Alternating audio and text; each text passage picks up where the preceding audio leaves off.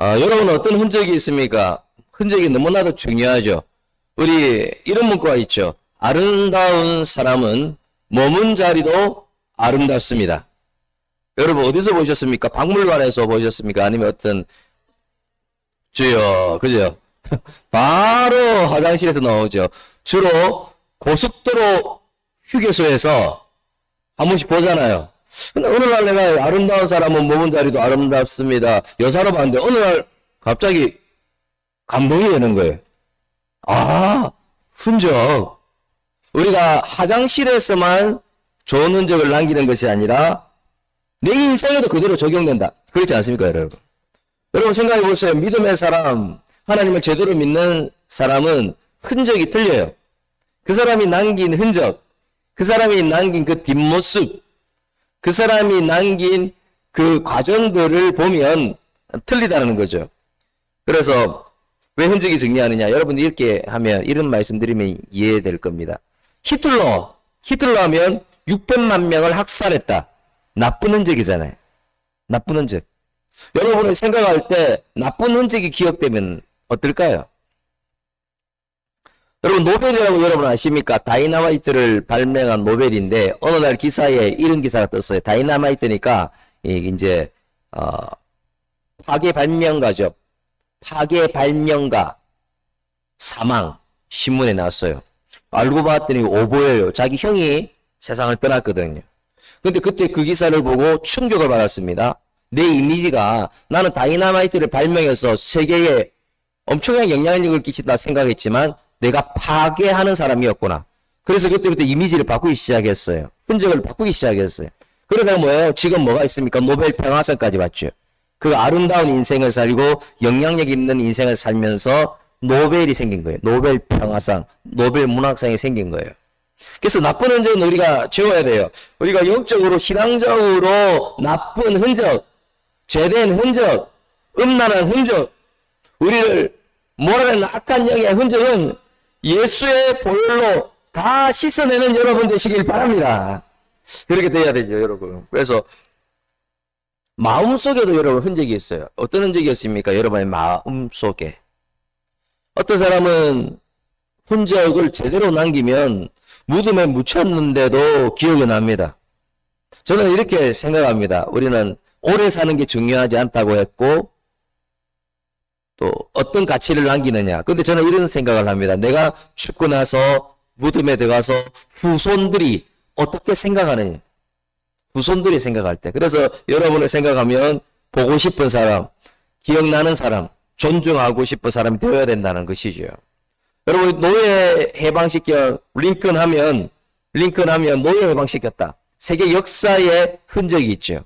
근데 여러분 모든 흔적은 영원한 것은 없습니다.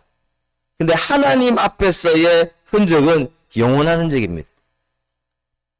그래서 오늘 본문에 하나님 앞에서 영원한 흔적, 아름다운 흔적을 남긴 한 사람이 등장합니다. 여러분 누굴까요, 그 사람? 정말 아름다운 흔적을 남기고 영향력을 주고 정말 루디아가 무덤에 묻혀서도 기억되는 흔적의 사람이 한 사람이 등장합니다. 누굴까요? 우리 사도행전 16장 14절 우리 다 같이 읽어봅시다. 시작. 자색 옷감 장사로서 하나님의 섬기는 루디아라는 한 여자가 말을 듣고 있을 때 주께서 그 마음을 열어 바울의 말을 따르게 하신지라. 자, 무슨 말이냐? 마케도니아의 유럽이죠. 자색 옷감 장사 대리점을 했다는 거죠. 그래서 자색 옷감을 팔았어요. 그래서 두아디라는 염색 공장이 있었거든요. 거기서 이제 막 이렇게 생산을 하죠.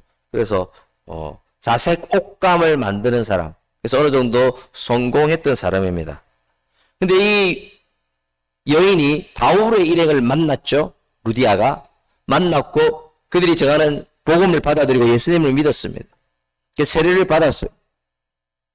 예수님을 믿었어. 믿었는데 보니까 예배드릴 장소가 없어. 자기 집을 어떻게 했겠습니까? 예배드릴 처소로 마련해주고 거기에서 첫 교회가 되고 그 다음에 어떻게 되느냐? 빌립보 교회가 나오고 그 다음에 여기서 끝나지 않죠. 유럽의 교회가 세워지고 또 옆에 교회가 세워지고 그러니까 유럽의 유럽이 엄청난 복음으로 부흥됐는데 첫 열매가 여러분 따라합시다. 루디아 하나로 엄청나게 아름다운 흔적을 남겼죠. 한 사람으로 이렇게 된 거예요. 한 사람. 두 사람도 아닙니다. 그래서 이렇게 우리도 마찬가지입니다. 하나님이 인정하는 영원한 흔적을 루디아가 남겼는데 우리도 마찬가지입니다. 하나님이 인정하는 영원한 흔적을 남기기 위해서 우리는 어떻게 해야 될까요? 우리는 첫 번째로 여러분 따라합시다. 행동하는 신앙인. 행동하는 신앙이 되어야 되죠. 16장 15절 사도행전 16장 15절 우리 한번 다 같이 읽어봅니다. 그와 시작 그와 그 집이 다 세례를 받고 이런 말이 왜 있는지 아십니까? 그가 복음을 받아들여서 예수 믿었습니다. 내가 믿는 것도 힘든데 할 수 있는데 그는 그렇게 하지 않았어요. 내가 예수 믿고 우리 가족도 예수 믿게 합니다. 뿐만 아니라 집에서 일하는 하인과 노예도 그리고 어린이들도 다 어떻게 했겠습니까? 예수 믿게 합니다. 다 예수 믿겠다는 거. 그게 행동하는 신앙인이라는 거죠. 우리는 나만 믿으면 된다. 또 나 혼자를 많이 강조하죠. 성경에도 마찬가지입니다. 한 사람이 예수 믿고 가족을 구원한 예가 있죠. 기생나합. 하나님을 믿었습니다. 그리고 어떻게 합니까? 온 가족을 구원하죠. 또 성경에는 고넬로가 구원받았습니다. 온 가족을 예수 믿게 하죠. 이게 중요한 거죠. 온 가족을 영적인 사람으로 만들죠. 우리가 잘 아는 빌립보 감옥에 바울이 갇혔을 때 간수에게 복음을 전했는데 예수 믿고 간수가 온 가족들에게 예수 믿게 하고 복음 전하죠. 그래서 우리의 착각, 나만 믿으면 된다. 아닙니다, 여러분. 나만 믿으면 된다. 제가 이제 목회자 세미나나 이런 데 가면은 목사님들이 바쁘니까 다 바쁘죠. 그래서 사모님들이 이런 얘기를 하는 경우가 있어요. 목사님이 바빠서 기도를 많이 못하니까 내가 많이 한다. 목사님이 시간이 없다. 이거는 잘못된 말이라고 생각합니다. 저는. 그거하고 기도하고 결론을 시키면 바쁘다고 기도를 목사님은 작게 하고 사모님이 많이 한다? 많이 할 수도 있겠지만 그 말이 무슨 말이냐면 목사님은 기도를 좀 안 할 수도 있다. 이 말이에요. 이게 잘못된 말이잖아요. 이게 잘못된 말이에요. 나만 믿으면 된다고? 다른 우리 가족들은 바쁘고 믿은 게 없으니까 나만 기도하면 된다고? 이거 잘못된다는 거죠. 나만 영적으로 성장하면 된다고? 잘못된 거예요. 그래서 나만 믿게 되는 거예요. 나만 기도하게 되는 거죠. 나만 위태료가 되는 것이죠. 절대 그렇지 않다는 것입니다. 행복한 가정은 예수님을 다 믿는 가정이죠. 그래서 여러분 나만 믿으면 되는 게 아니라 나만 기도하면 되는 것이 아니라 여러분 온 가족이 예수 믿고 영적으로 성장하는 날이 올 수 있기를 주의 이름으로 축원합니다. 여러분 그렇게 돼야 된다는 거죠. 어떻게 말하느냐? 여러분 내 속에 박힌 대로 되는 경우가 너무 많은 것 같아요. 성경 아니더라도 심리학적으로도 뇌에 박힌 대로 생각하는 대로 되는 경우가 너무나도 많더라고요. 나만 믿으면 되고 나만 기도하면 된다 이러면 진짜 나만 되는 경우가 많다는 거죠. 인류 역사는 에덴 동산에서도 한 가정에서부터 시작했죠. 그러니까 가정에서 행복할 수 있도록 하나님이 그렇게 창조하셨다는 거죠. 근데 가정은 반드시 하나님 말씀 안에서 여러분 따라합시다. 하나님 말씀 안에서 행복할 수 있습니다. 그래서 온 가족이 믿어서 하나님 말씀 안에 있으면 행복하게 되는데 말씀을 벗어나면 불행해지는 거죠. 에덴 동산을 보세요. 하나님 말씀에 순종하지 않고 선악과를 따먹고 말씀을 빗겨가니까 불행하게 되는 거죠. 자꾸만. 근데 하나님과 화목하고 말씀 안에 있고 하면 잘 되게 되는 거죠. 자, 욥기 22장 21절 다 같이 한번 읽어봅시다. 너는 시작. 너는 하나님과 화목하고 평안하라. 그래야면 복이 내게 임하리라. 어떻게 한다고요? 임하리라. 하나님과 화목하지 못하고 하나님 말씀하는 것에 벗어나고 그러면 선악과를 따먹어서 말씀에 벗어나서 선악과를 따먹은 아담과처럼 우리에게 불행이 찾아옵니다. 그래서 하나님과의 관계가 또 깨지면 다른 관계도 다 깨지는 것이죠. 그래서 우리 가정 유명한 심리학자는 이런 이야기를 제가 하는 거 처음 최근에 들었습니다. 사실상 가정은 거의 똑같아. 근데 연기한다. 이런 말까지 하죠. 연기한. 사실상 왜냐하면 다 단점이 있잖아요. 어떤 사람은 완전히 장점만 있는 것 같이 배우자에게 이야기하고 하는데 연기라고 이야기해요. 연기라고. 이 사람은 막 단점을 이야기하는데 딱 재보면 별로 차이가 없다는 거죠. 연기라고 이야기하는데 그래서 뭐냐면 가정은 마치 거대한 빙산과 같다고 이 학자가 말했는데 무슨 말이냐면 가정에 문제가 없는 것 같지만 빙산이요. 처음에는 작게 보여요. 올라온 거로. 근데 밑에는 거대한 얼음덩이가 있죠. 가정의 하나의 문제는 우리가 작은 것 같지만 밑에 거대한 빙산과 같은 문제가 있는 경우가 상당히 많이 있습니다. 그렇기 때문에 이 가정의 문제 해결을 위해서는 그 가정이 행복해져야죠. 잘 되기 위해서는 하나님의 말씀을 두려워하는 가정이 되어야 된다는 거예요. 그리고 말씀을 깨달아 순종하는 가정이 될 때 행복할 수 있고 미래의 도로가 열린다는 것이죠. 이게 창조 때부터 하는 하나님의 말씀의 법칙이죠. 여러분 노아 홍수 때 어떤 일이 일어났습니까? 하나님 말씀에 끝까지 순종한 노아와 8 식구는 어떻게 되었습니까? 심판받지 않고 살게 되었어요. 우리가 잘 아는 롯, 소돔과 고모라가 멸망할 때 롯과 그 가정 여러분 기억납니까? 하나님 말씀 따라가라고 했잖아요. 계속 말씀대로 순종하라고 했잖아요. 근데 순종 안 하다가 롯의 아내는 소금 기둥이 됩니다. 그리고 롯의 그 사위들도 기가 막힙니다. 말씀을 계속 하는데 농담으로 여기다가 유황불에 나중에 심판받습니다. 그래서 하나님의 말씀이 지배하는 가정은 달라요. 자, 예배를 안 드려도 가정에 모여서 시편 23편을 성경으로 안 봐도 A4지로 빼서 가정이 모여서 그냥 읽어봐라고 하세요. 읽어봐라고. 어떤 일이 일어나는가. 여러분 읽어보셨어요? 읽어보시라고요. 그냥 읽어. 돌아가면서 한 번씩 내 가족이 한 명이 읽고 한 명이 역사가 일어납니다. 역사가. 말씀 그 자체가 능력이거든요. 한 해보시라는 거예요. 여러분. 예배 안 드려도 말씀을 익숙한 말씀을 그냥 읽으시라고요. 시편 1편을. 시편 121편을 읽던가. 읽으면 여호와께서 나의 출입부터 영혼까지 지키신다. 여호와께서 한란을 면하게 하신다. 시편 121편 말씀이 짧은데 그거를 읽어보시라고요. 그냥. 어떤 일이 일어나는가. 말씀의 역사가 가정에 쌓이기 시작하죠. 그래서 이 가정에 말씀이 임하기 위해서는 액션을 취해야 돼요. 여러분. 아무것도 안 하는데 무슨 말씀이 있습니까? 액션을 취하고 말씀대로 행동하는 것이죠. 그래서 그거를 여러분이 가정에서 꼭 했으면 좋겠습니다. 오늘 숙제 성경을 펴서 시편 23편도 괜찮고 시편 121편 이 중에 꼭 가족 전체가 읽고 기도하시길 바랍니다. 아멘. 아멘입니다. 4명이 해보세요. 저한테 감사하다 할 거예요. 여러분. 어떤 일이 일어나는가. 안 해서 그래요. 사실상 우리가 입으로 말해야 돼요. 말씀을 입으로 읽어야 있는 게 우리 막 듣지만 사실상 읽을 때 어떤 능력이 일어나는가. 사실상 병도 나와버립니다. 말씀을 읽으면 읽는 거 안 하잖아요. 우리 읽으셔야 된다고. 병도 낫는다고 여러분 해보세요. 시편 121편 매일 있잖아요. 여호와께서 나를 지켜 환난을 면하게 하시고 영혼을 지키시고 그리고 나의 출입부터 영혼까지 지킬 뿐만 아니라 낮의 해와 밤의 달도 극복하게 하고 이 말씀은 저는 매일 읽거든요. 한 번, 2번, 3번, 4번, 5번 읽으면 성령의 불이 붙어버립니다. 여러분. 그럼 게임이 끝나버리는 거죠.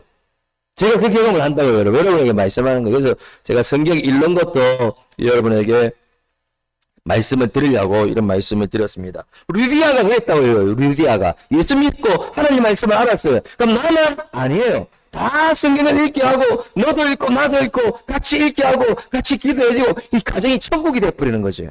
루디아가 그렇게 했다는 것이죠. 그래서 여러분 저는 특별히 예수님을 떠난 우리 가족 사랑하는 지인 또 예수님을 믿지 않는 우리 가족 사랑하는 지인 너무 지체하지 말았으면 좋겠어요. 빠른 시간 안에 그들이 오게 해달라고 여러분 작정하며 부르짖고 때로는 생명 걸고 부르짖어 그분을 예수님께로 인도하는 여러분이 되었으면 좋겠습니다. 그래서 우리의 뇌 속에는 잘못된 거 해봐야 안 된다는 거.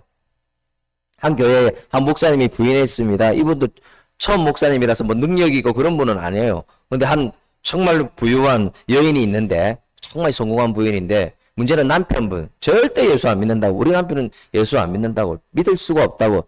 근데 목사님이 그게 가서 그분을 만나서 그냥 복음을 전했어요. 예수님이 십자가에 못 박혀 돌아가시고 부활하셨다고. 그 예수님을 믿으면 행복해진다고 전했어요. 그러니까 이 남편이 뭐라고 하냐면 내 주위에 아내도 있고 예수 믿는 사람이 많은데 한 번도 나는 복음을 들어보지 못했다는 거예요. 안 들었다는 거예요. 처음 들었다는 거예요. 나 감동받았다는 거예요. 바로 교회 나온다는 거예요. 여러분 이게 뭐냐면 안 된다고 내가 인식하는 거예요. 이 부인이 깨달았어요. 내가 잘못된 생각을 하고 있었구나. 내 생각에 갇혀 있었구나. 내가 그냥 방관했구나. 그래서 여러분, 무슨 말이냐면, 내가 하는 게 아니에요, 여러분. 내가 하려고 하면 성령 하나님께서 역사하여 마음의 문을 열어주신다는 사실을 믿으시길 바랍니다. 절대로 내가 하는 거 아니라는 것이죠. 저는 이제 빌리 그레이엄 목사님을 존경하죠. 아들 빌리 그레이엄 목사님도 우리나라에 와서 막 집회를 하고 했는데, 이제 9월달도 더워서, 작년에 이찬수 목사님 모시고 해운대 집회할 때 9월달에 얼마나 더웠습니까? 9월달에 이제 그런 것도 진행 잘 못한다고 하는데, 빌리 그레이엄 목사님이 1962년이니까 그 당시 가장 유명한 사람이 마릴린 먼로였어요. 마릴린 먼로. 마릴린 먼로가 엄청나게 성공했어요. 부귀 영화를 누리는 거죠. 돈도 있고 아름다움 데다가 엄청난 팬레터도 쏟아지고 뭐 걱정할 게 없죠. 근데 매일 연기하고 나면 호텔에 들어가면 공허해요. 마음이 외로워요. 그래서 뭘 했느냐? 수면제를 복용하고 약물을 복용하기 시작했어요. 그렇게 이제 사는 거죠. 근데 어느 날 빌리 그레이엄 목사님이 기도하는 가운데 하나님의 말씀하시는 거죠. 마릴린 먼로를 찾아가라고. 그에게 기도해주고 예수 전해라고. 그래서 예수 믿게 하라고.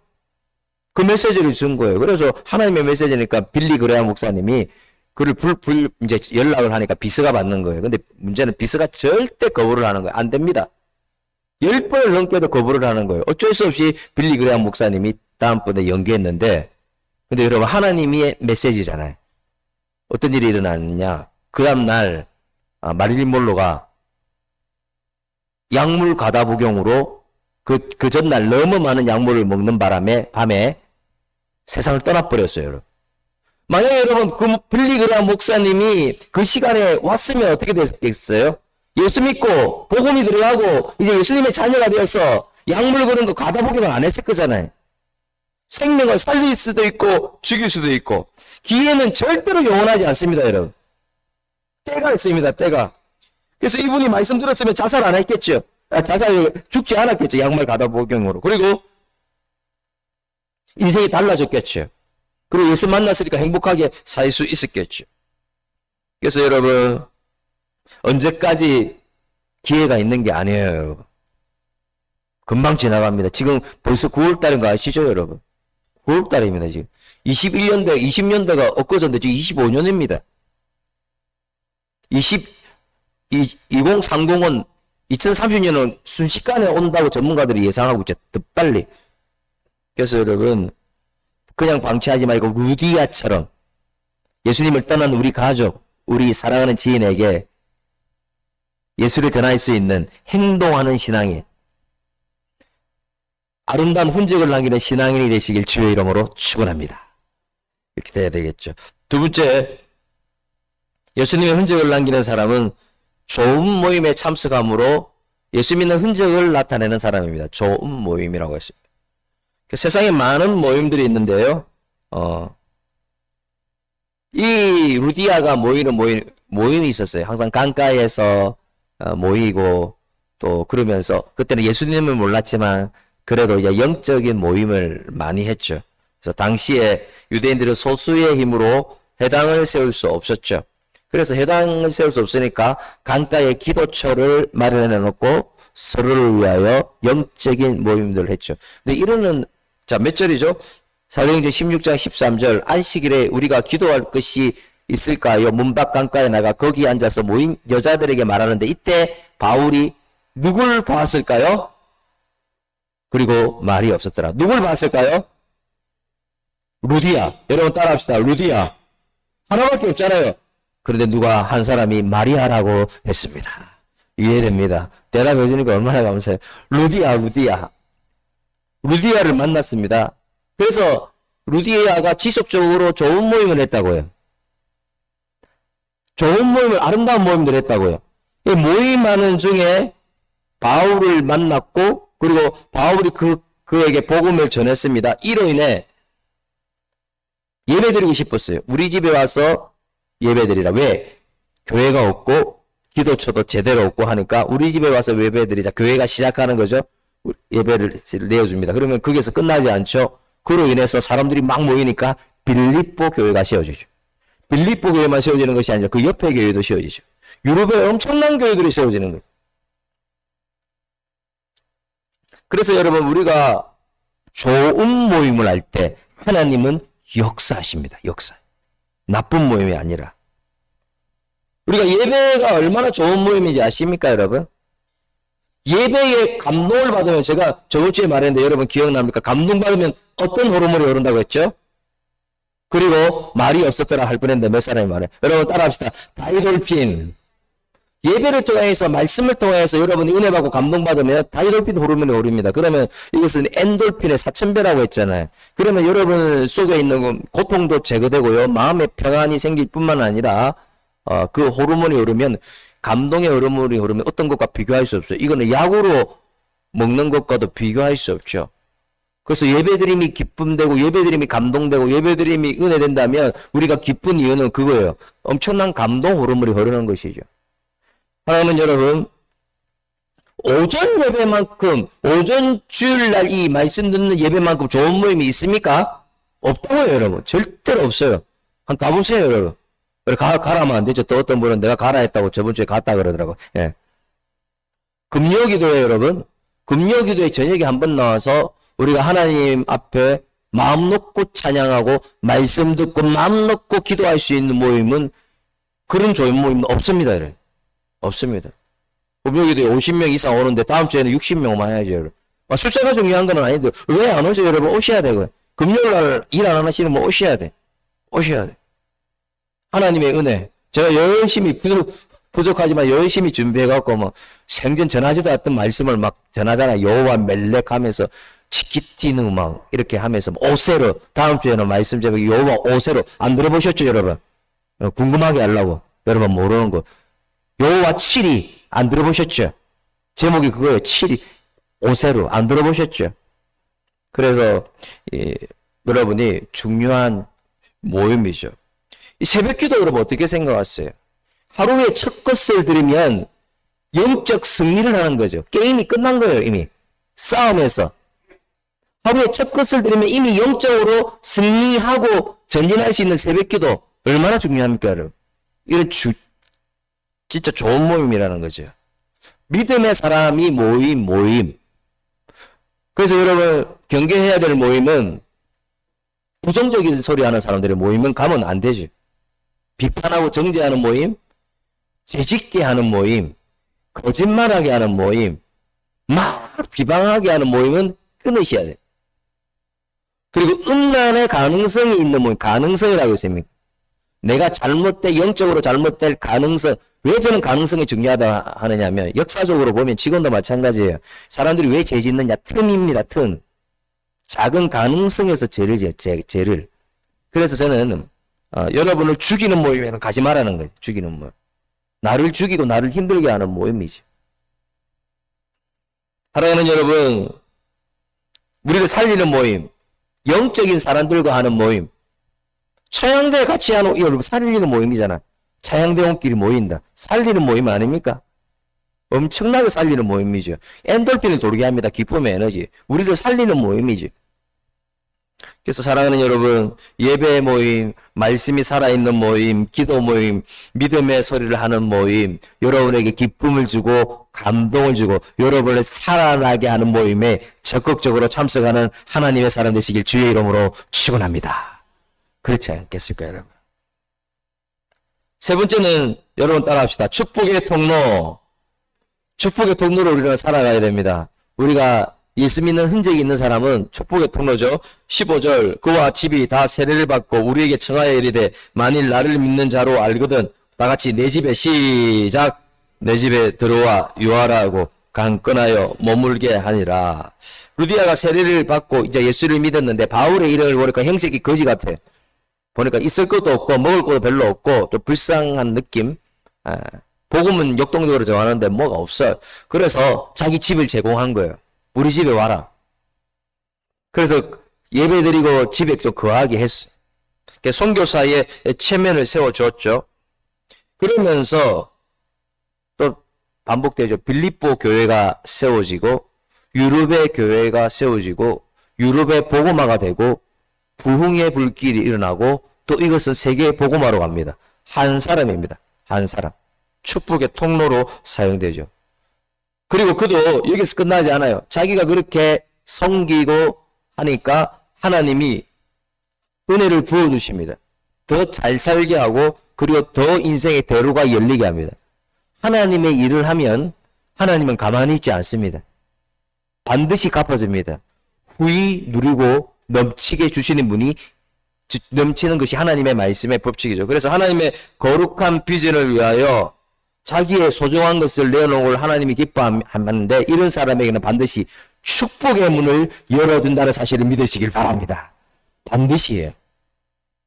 하나님, 이 말씀의 법칙은, 영적인 법칙은 그런 것 같아요. 내가 심으면 하나님은 무조건 줍니다. 그거 아셔야 됩니다. 처음에는 내가 심은 것이 뭐가 있는 것 같은데 나중에 보면 하나님이 더 주시는 거죠. 더 부어주시는 거죠. 우리가 뭐 교회 건축은 하지 않는데 지금도 건축에 대한 간증이 많죠. 건축할 때 나의 예물을 내어놓고 하나님께 드렸는데 지금 보니까 몇 배의 부자가 되었다. 얼마나 많은 간증들이 있습니까? 우리가 존재하는 이유가 하나님의 축복의 통로가 되는 거라는 사실을 우리는 알아야 됩니다.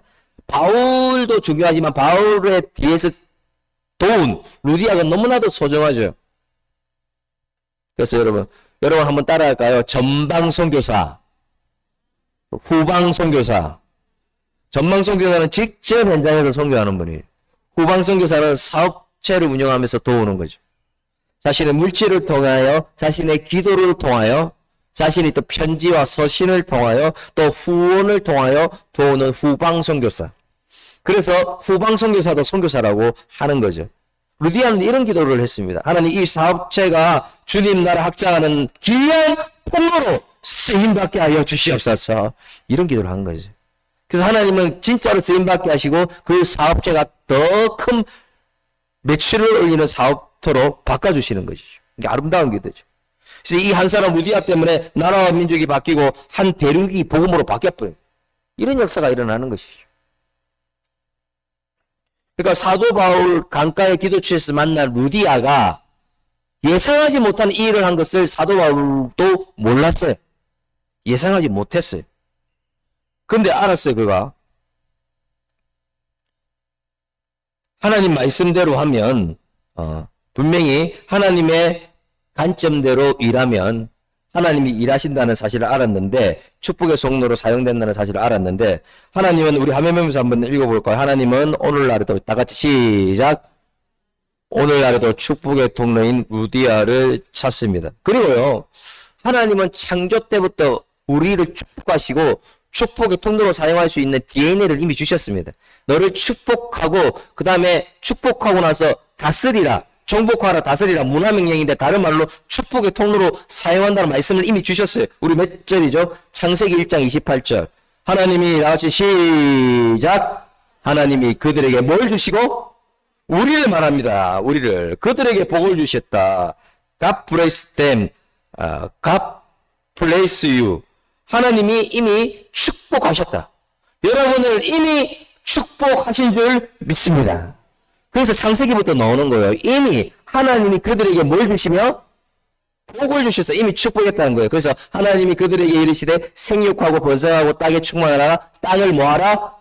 정복하라. 그리고 한 번 더 성경 구절을 보여주시면 땅을 정복하라. 그 다음에 바다에 다 같이 시작. 나의 물고기와 하늘의 새와 땅에 움직이는 모든 생물을 어떻게 한다고요? 다스리라.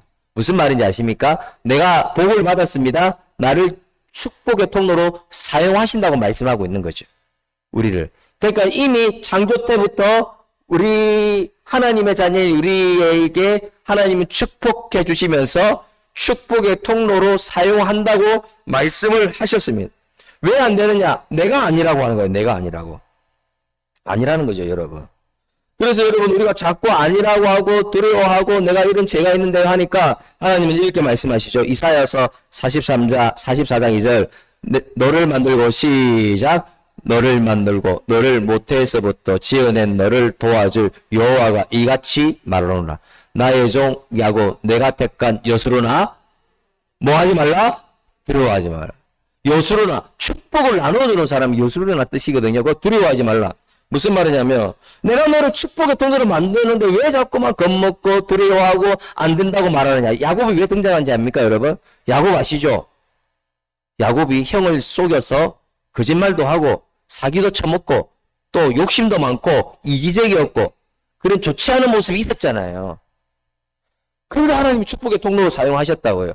어제 금요기도에도 말했지만 형이 군대를 동원해서 그를 죽이려고 할 때 하나님이 역사하시고 전군 총사를 동원하셔서 야곱을 구해주고 그 다음에 야곱에게 뭐라고 하냐면 너는 복이라 너를 복의 통로로 사용한다. 이 메시지가 여러분의 메시지라는 사실을 믿으시길 바랍니다.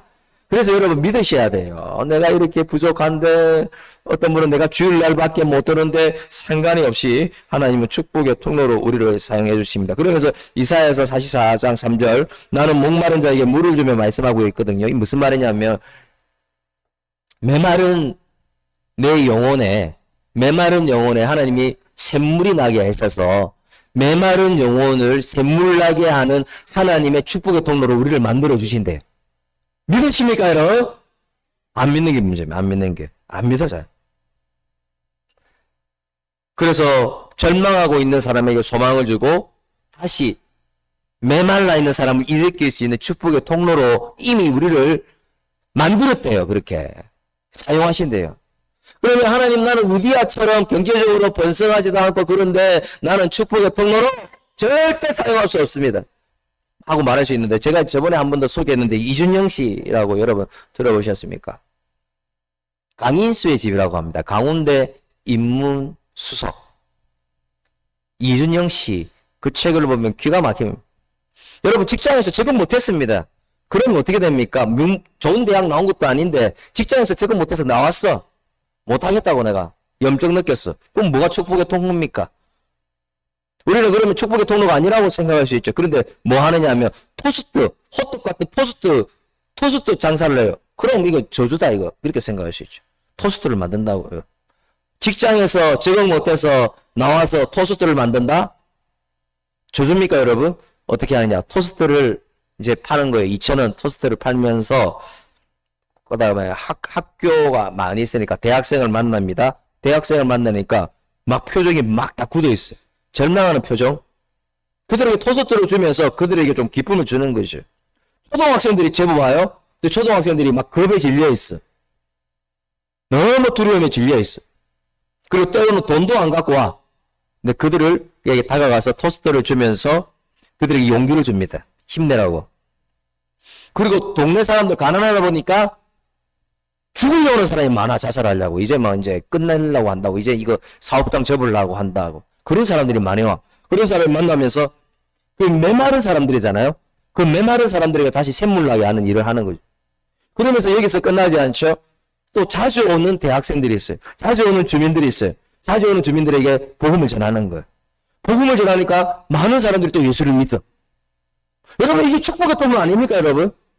축복의 통로 아닙니까 이게? 직장생활 적응 못할 수도 있지 않습니까 여러분? 내가 호떡 팔 수도 있지 않습니까? 내가 토스트 팔 수도 있지 않습니까? 내가 형편이 어려울 수도 있어요. 그럼에도 불구하고 여러분은 메마른 땅에 샘물나게 하는 축복의 통로인 줄 믿습니다. 그렇게 쓰신다고요. 오늘 말씀을 마무리합니다. 우리가 영원한 흔적을 남기는 그런 인생 살기 위해서는 어떻게 해야 됩니까? 첫 번째는 행동하는 신앙인이 되어야 됩니다. 여러분 결단하고 행동하지 않으면 아무것도 없어요. 아니 내 자녀가 예수 안 믿잖아요 지금. 내 사랑하는 사람이 지옥 가면 안 되잖아요. 그럼 행동해야 된다는 거예요. 결단해야 된다는 거예요. 작전기도 들어가야 된다는 거죠. 작정하면서 또 어느 시점에는 다가가야 된다는 거죠. 간절하게 간청해야 된다는 것이죠. 그래서 그 과정에 이제 믿음의 계보가 계속 흐르도록 해야 된다는 것이죠. 두 번째 어떤 신앙인이 되어야 됩니까? 좋은 모임에 참석하면서 믿음의 흔적을 남기는 신앙인. 다시 말하지만 여러분 죽이는 모임이 있습니다. 여러분. 죄지을 가능성이 있는 모임 끊어야 됩니다. 끊어야. 어떤 분은 다칠 수 있는 모임에 가서 진짜 다쳐. 뭡니까 이게? 이 잘못됐다는 거죠. 내가 다칠 수 있는 걸 알면서 자기가 어쩔 수 없이 가는. 정죄하는 모임. 술을 마구 마시면서 막 쏟아내는 그런 잘못된 모임들. 그런 모임 가지 마시고, 여러분 이 오전 예배 얼마나 귀합니까? 오전 예배. 금요기도에 얼마나 귀합니까?